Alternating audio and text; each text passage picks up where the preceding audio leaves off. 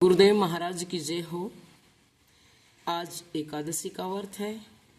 सारे बहन भाइयों ने जो कि व्रत रखे हैं एकादशी का, सभी को हार्दिक वंदना है माता महारानी की तरफ से। जय माता दी। आज एकादशी अजा एकादशी है। वैसे तो सभी एकादशी एक समान ही हैं, लेकिन जो भादवे की एकादशी है इसका नाम अजा एकादशी है। समस्त पापों और कष्टों को नष्ट करके हर प्रकार की सुख समृद्धि प्रदान करता है। जो भाद्रपद मास की कृष्ण पक्ष की एकादशी है। आज भगवान विष्णु के उपेंद्र स्वरूप की पूजा आराधना की जाती है। व्रत और पूजा का विधान तो सभी एकादशियों का एक ही है और एक एकादशी भी इसका अपवाद नहीं है, कोई भी झूठ नहीं है इस बात में। धर्मराज युधिष्ठिर ने विनयपूर्वक भगवान श्री कृष्ण से कहा, हे देवकी नंदन, अब आप मुझे भाद्रपद मास की कृष्ण पक्ष की एकादशी के बारे में बतलाइए। इसका क्या नाम है, विधान तथा महात्म्य क्या है, यह जानने की मेरी बहुत प्रबल इच्छा है। भगवान श्री कृष्ण ने कहा, हे कुंती पुत्र, जन्म जन्मांतर के सभी प्रकार के समस्त पापों को नष्ट करने वाली इस एकादशी का नाम अजा एकादशी है।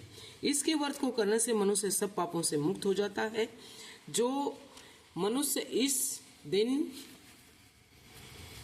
भगवान हरिकेश का पूजन करता है उसको अवश्य वैकुंठ की प्राप्ति होती है। अब मैं इसकी कथा कहता हूँ, आप ध्यान पूर्वक सुनिए।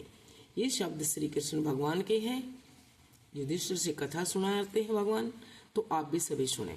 सतयुग में सूर्यवंश में सत्यवादी हरिश्चंद्र नामक एक महान प्रतापी चक्रवर्ती सम्राट थे। एक बार उन्होंने अपना संपूर्ण राज्य राजश्री विश्वामित्र को दान कर दिया और दक्षिणा चुकाने के लिए अपनी पत्नी, पुत्र तथा स्वयं को दास के रूप में बेच दिया। राजा शमशान में चांडाल का दास बनकर सत्य को धारण करता हुआ मृतकों का वस्त्र ग्रहण करता रहा, मगर किसी प्रकार भी सत्य से विचलित नहीं हुआ। कई बार राजा चिंता के समुद्र में डूबकर अपने मन में विचारने लगता कि मैं कहाँ जाऊं, क्या करूं जिससे मेरा उद्धार हो।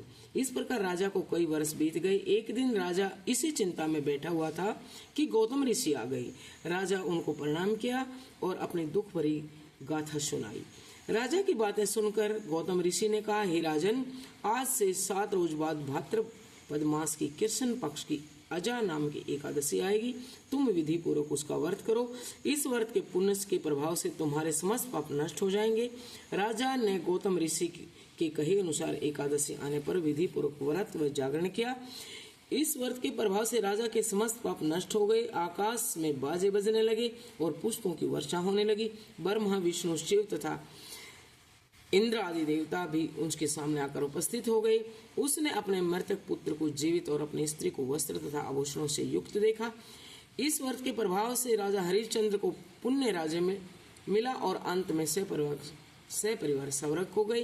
अंत में भगवान कृष्ण ने कहा, युधिष्ठिर, यह सब अजा एकादशी के प्रभाव से हुआ था। जो मनुष्य विधि पूर्वक इस व्रत को करते हुए रात्रि जागरण करते हैं उनके समस्त पाप नष्ट होकर अंत समय में स्वर्ग लोक की प्राप्ति होती है। इस एकादशी की कथा के श्रवण मात्र से ही यह सौमेघ यज्ञ का फल मिलता है। तो ये कथा है बिल्कुल छोटी सी, आपको कैसी लगी सभी सुने। जय माता दी।